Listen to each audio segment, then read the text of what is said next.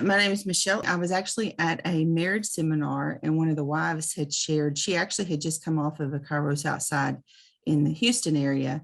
And she was sharing with us about how great it was and how truly she felt connected and finally found that support that she needed. So I signed up, and a couple of the ladies that are in my area signed up, and we all went together. That was in 2013. It literally just changed my life.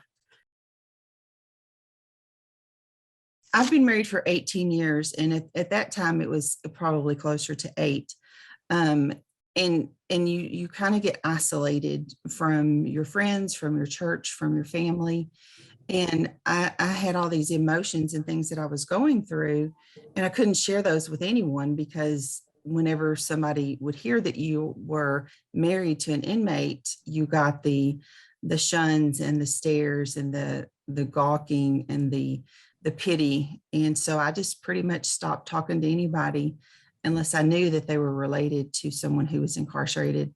So that kind of it opened up new doors, because now all of a sudden I had all these people I could talk to where I didn't have before. So 8 years into my marriage, and all of a sudden now I could be happy, and I had people who were happy for me when I would tell them I was married to someone inside the walls.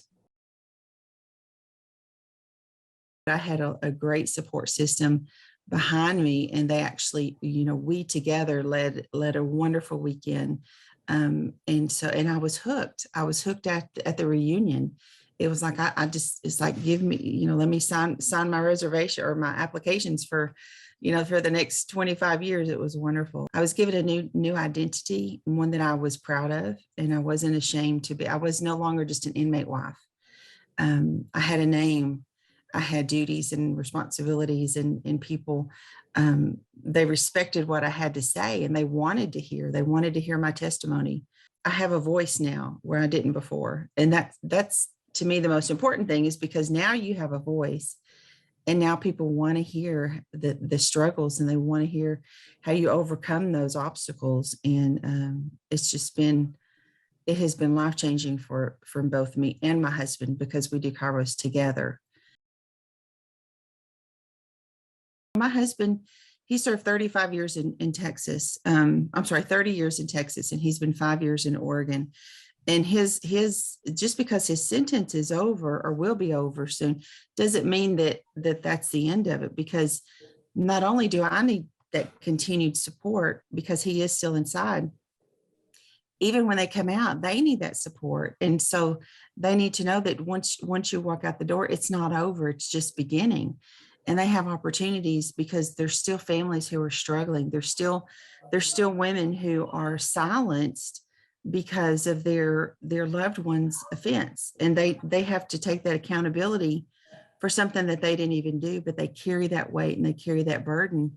And so you stay involved because those women need support. Just because my journey may be over, or when it is, there's still too much to do. There's so much work to do. And as long as people are in prison, as long as families are impacted by incarceration, there needs to be Kairos, because there's people who have just started that journey, and I can share my experiences with them and let them know that they're not alone, and help them walk through those testimonies and share those experiences with others. It's just a continuum, and it never needs to stop, because that's my support system in so many other areas. When both of my parents died, my Kairos brothers and sisters were at the service. When we have a need, regardless of what it is, my brothers and sisters are there for me. And there's nothing that is too big or too small that I can't take it to them. And they support me in prayer and encouragement, and they help me through that. So it's not just about that support system while your loved one is inside. That support goes way beyond those walls. And so we love each other, we support each other, and they literally become your sisters and brothers. This is my way of getting that continual covering of God's love, and sharing it with others. I thought that it was all about prison, that was what this ministry was about, that my weekend, everything was about him and I. When I realized, probably on a Saturday afternoon when I went to write my anger letter, um, it was like nobody's asked me what I was angry about. Nobody ever wanted to know. And so I was able to share that. And it's kind of like, wow, this really just opened my eyes to what was there. And so I think on Saturday afternoon during the anger talk, it's like, this is what I need to do. This is what I want to walk through. And sharing that anger for me was the biggest relief, because it was like somebody asked me how I felt. And that's when I knew that was when I was hooked. So on a Saturday afternoon, about 3 o'clock in 2013 is when I was hooked. The continuing ministry piece is so important, because we always need to be sharing about how God doesn't desert us. We're there. So this is like it's kind of a spiritual cleansing for me, because I know, I need to be looking for those examples of where God has touched me during the week, or during the month, even, that I can share that with those others, because they need that encouragement. They need that support. When you surround yourself with the love of Jesus and other people, and you surround yourself with that strong foundation, it's like we can conquer anything. We think that our problems are so big, when in reality, they're really not. It holds you accountable. You can come together, you can pray with your sisters, and know that you're still on the right path.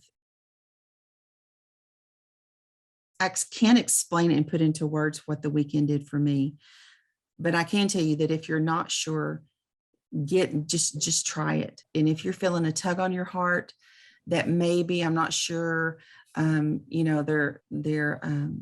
they're not gonna, it's not gonna be that big of a difference, I promise you, your life will be changed. In Kairos Outside, we have women who are single income families. Their loved one is now inside and they can't offer that financial support. Most of our volunteers are affected in one way or the other, and they're trying to support their loved one as well. Our weekends are expensive, and we offer this free to those women, because most of them don't know where their next meal is coming from. They don't know, how they're going to get gas in their vehicle to get from point A to point B. So this allows us to have our weekends. We offer them free. We offer them, travel with mileage if we can. We want to continue to offer these services for free. And that by those continual support, some people do it on the monthly donation, which we appreciate so much. And but just support us and help us get through, so that we can continue to offer these weekends for free. And but we need your help. We can't do it without you. And we appreciate it. We need your donation. We need your support. We need your prayers.